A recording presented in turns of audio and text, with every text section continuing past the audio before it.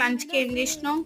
మంచిగా hi friends పిల్లల్లో పెట్టి పొద్దున్నే లేపేసి ఆలు టమోటా రైస్, ఆలు టమోటా వేసి కూర వండి రైస్లో కలిపేసిన ఇలా.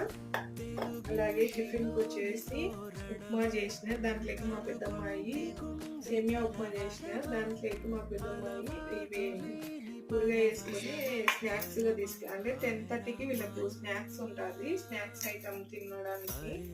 అప్పుడు ఇంకా స్కూల్ పిల్లలందరూ ఇడ్లీ దోశలు అన్నీ తెచ్చుకుంటారంట. అట్లా కానీ ఇంకా నేను చేసిన టిఫిన్ ఇంట్లో తినిపించింది కాక మళ్ళీ ఎక్స్ట్రా పెట్టి పంపిస్తాను.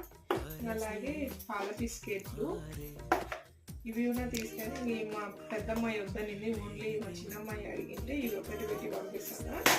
అలాగే లంచ్కు ఆలు కర్రీ చేసి రైస్ కలిపి పెట్టి పంపిస్తాను. మీ లంచ్ ఏందో నాకు కామెంట్స్లో చెప్పండి.